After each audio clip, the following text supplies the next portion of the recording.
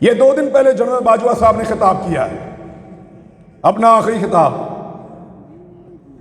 General साहब ने claim किया कि उनके इदारे का सियासत से कोई ताल्लुक नहीं है। मैं आप लोगों से इससे पहले मिला हूं कभी?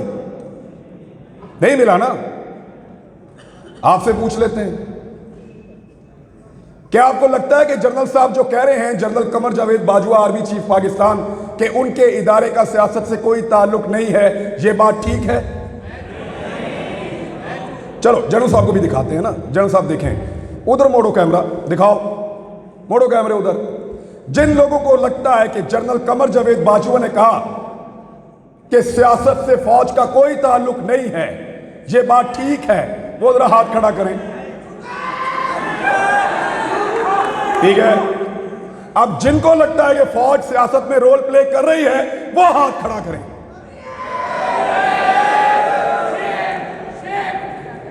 लो जनरल साहब, ये रह गया एतबार आपका। निकलो बाहर, पूछो लोग किसकी इज्जत करते हैं, पता करो मारने वालों की इज्जत कर रहे हैं या मरने वालों की। पूछो जिन्होंने जमीन तंग की, जिन्होंने मारा, बाहर लोग उनकी इज्जत कर रहे हैं। निकल के देखो पूरी दुनिया के अंदर, जाओ जाओ, निकलो पूरी दुनिया में, तुम्हें तुम्हारी औकात पता चले। लोग तुमसे प्यार करते हैं या जान देने वाले अरशद शरीफ से प्यार करते हैं, पूछो जाके, आईना नजर आएगा, औकात पता चलेगी। जान से ही मार दिया। इस मुल्क को उसके लिए इन्होंने जहन्नुम बनाया था,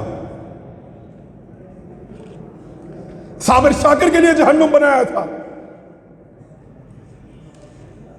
सबको परेशान किया है, हमारे खानदानों तक को हरासा किया गया है, क्योंकि हम अकेले अकेले लड़ रहे थे। सबको लड़ना पड़ेगा। तुम्हें सिर्फ मारना आता है, तुमने सिर्फ मारना सीखा है, हमें मरने के अलावा भी बहुत कुछ आता है, और वो हम करके दिखाएंगे इंशाअल्लाह।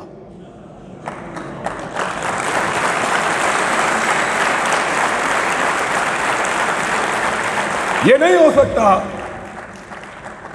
कि तुम बंद कमरों के अंदर फैसले करो कि मुझे उसकी शक्ल पसंद नहीं है, वो मेरी बात नहीं सुनता, वो मेरे से ज्यादा मकबूल हो रहा है,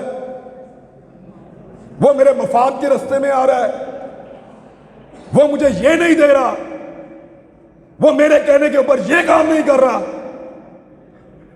निकालो इसको, दूसरा लेकर आएंगे। क्यों? तुम्हारे बाप का मुल्क है, हमारा पाकिस्तान।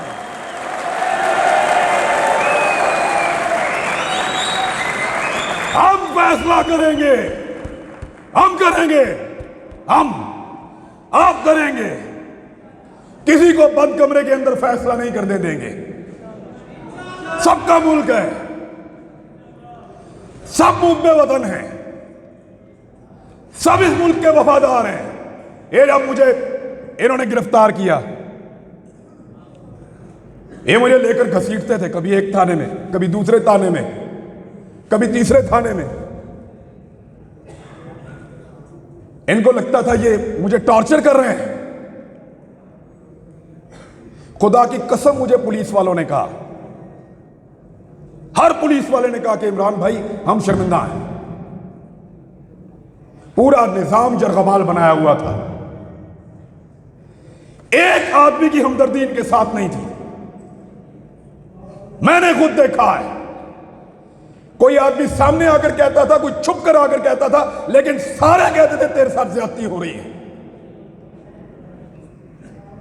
लेकिन जिस दिन सब मिलकर कहेंगे, आदम सवाती ने अकेले बुजुर्ग आदमी ने तमीज सिखा दी ना। आज देखा आपने, पहले उसको रात के अंधेरे में गिरफ्तार किया, रात को आए चोरों की तरह, डाकुओं की तरह, उसकी फैमिली के सामने उसको मारा, टॉर्चर किया, जलील किया, ले जाकर कपड़े उतारे, वीडियो बनाई और उसको रुसवा किया। थोड़े दिन पहले की बात है, 1.5 महीना हुआ मेरे ख्याल में। आज आजम सवाती फिर गिरफ्तार हुआ है, लेकिन कैसे हुआ? सुबह मजिस्ट्रेट साहब आए, दरवाजा खटखटाया। आजम सवाती साहब घर में हैं? जी हैं, बाहर बुला लीजिए। आजम सवाती साहब बाहर आते हैं और उनको वारंट दिखाया कि हुजूर, आपके खिलाफ कानूनी चाराजोई हुई है, ये वारंट मौजूद है, आपकी गिरफ्तारी करना चाहते हैं। बने ना बंदे दे पुत्र। एक आदमी तमीज सिखा रहा है। सोचो,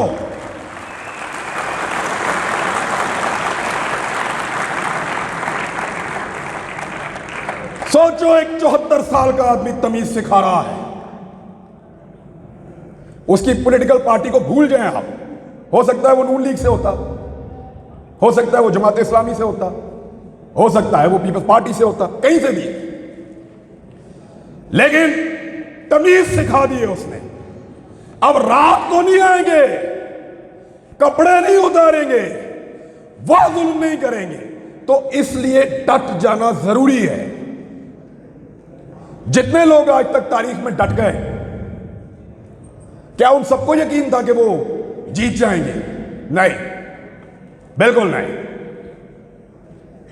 अंधे को भी नजर आता था कि ये जंग जीते जाने के काबिल नहीं है। पोरस को पता था कि सिकंदर बहुत ताकतवर है। सबसे बड़ी मिसाल देता हूं, क्या इमाम हुसैन रज़ी अल्लाह तआला अन्हु को और उनके साथियों को नहीं पता था? यकतरफा लड़ाई थी। जरूरी नहीं है कि आपने सारी लड़ाइयां जीतनी हो। कुछ लड़ाइयां आपको सिर्फ लड़नी होती हैं, उनमें उतरना पड़ता है।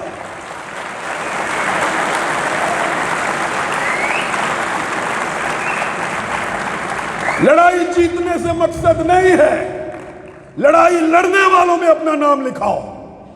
मैं लड़ा था, मेरी लड़ाई थी, मैं उसके अंदर उतरा, मैं हक पर था। मैं जीता या हारा मेरा अल्लाह जानता है, वो फैसला करने वाला है। लड़ाई कौन जीता? इमाम हुसैन जीते या यजीद जीता?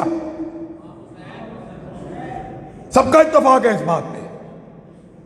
तो फिर लड़ाई लड़ना सीखो, लेकिन इज्तिमाई फायदे के लिए। सर को नीचे फेंक देना, मसलिहत के तहत चुप हो जाना, इसको हमारे यहां पे लोग अक्लमंदी कहते हैं। अक्लमंदी नहीं है, बुज़दिली है। मैं भी बुज़दिल था जब तक मुझे नहीं पता था। जब समझ आई तो मैं लड़ाई में आ गया। मुझे नहीं पता कल क्या होगा, इसका अंजाम क्या होगा। ये जो रिजीम चेंज ऑपरेशन हुआ पाकिस्तान में, सारे के सारे इसके बेनिफिशियरी हैं। जिन्होंने किया उनके केस खत्म हो गए। जिसके खिलाफ हुआ, जब मर्जी इलेक्शन कराओ जीत जाएगा। यानी इमरान खान को भी फायदा, शहबाज शरीफ को भी फायदा, जो करने वाले उनका भी फायदा। सब कुछ ना कुछ लेकर गए। नुकसान किसका हुआ? हमारा हुआ है। हमारा एक आदमी कम हो गया है। अगर दोबारा लड़ाई होगी तो हम अपने एक बेहतरीन आदमी के साथ मैदान में नहीं आ सकेंगे। हमारा एक आदमी कम हुआ, अरशद शरीफ। नुकसान तो हमारा हुआ है, फायदा तो सबने उठा लिया है। मेरी आप सबसे गुजारिश है कि लड़ाई को लड़ना सीखिए, इस रविश को बदलिए। अगर ये इस्लामी जमहूरिया पाकिस्तान में डेमोक्रेसी है तो फिर सही वाली होनी चाहिए, या तो निजाम को ही बदल दो। ये नहीं हो सकता कि आप दुनिया को पढ़ाएं कि पाकिस्तान में जमहूरियत है और जहां पे आप तमाशा लगाकर रखेंगे, 4 बंदे बैठेंगे और फैसला करेंगे और पूरा का पूरा निजाम बदल देंगे। ये नहीं होने देंगे। कहने को मैं और बहुत कुछ कह सकता हूं, फिर इन लोगों को फोन आएंगे, फिर इनसे पूछेंगे मुंतजिम कौन था।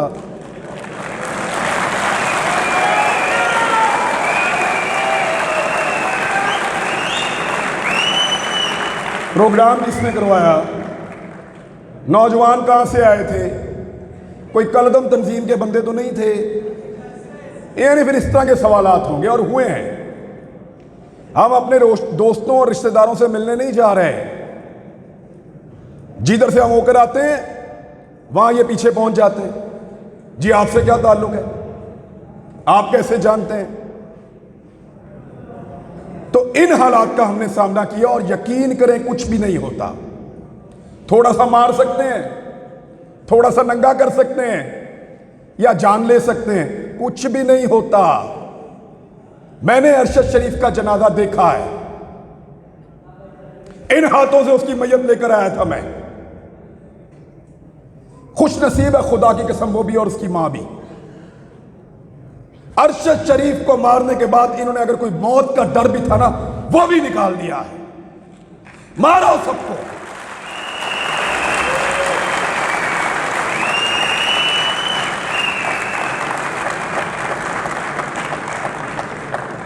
क्योंकि जब आपको इस बात का यकीन हो कि आप तारीख की दुरुस्त सिमत पे खड़े हैं, जब आपको यकीन हो कि आप जुल्म के खिलाफ खड़े हैं, तो फिर इससे कोई फर्क नहीं पड़ता कि आपके साथ क्या हो रहा है। मैं ये पहली दफा गिरफ्तार नहीं हुआ। एक छोटी सी चीज आपको बताता हूं, मैं पहले भी गिरफ्तार हुआ हूं मैं, लेकिन पहले मेरा दिल ही नहीं लगता था। एक लम्हे के लिए भी मेरा दिल करता था मैं अभी बाहर आ जाऊं, और इस मर्तबा मुझे परवाह भी नहीं थी जो मर्जी करें। जब आप किसी कॉज के साथ खड़े होते हैं, जब आपको लगता है कि आप जुल्म और जबर के खिलाफ खड़े हैं, तो फिर अल्लाह ताला भी आपको हौसला देता है, आपको इस्तकामत देता है और आपको सब्र देता है। मैंने सीखा इन दिनों में ये सारा कुछ। मेरे ख्याल में इतनी बात बहुत है। थैंक यू वेरी मच जी, बहुत शुक्रिया आपका। मेरे साथ सब लोग मिलकर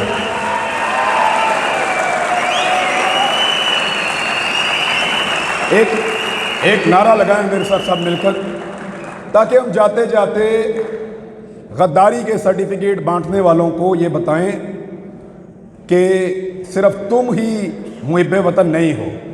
पाकिस्तान पाकिस्तान ऐसा। Thank you very much.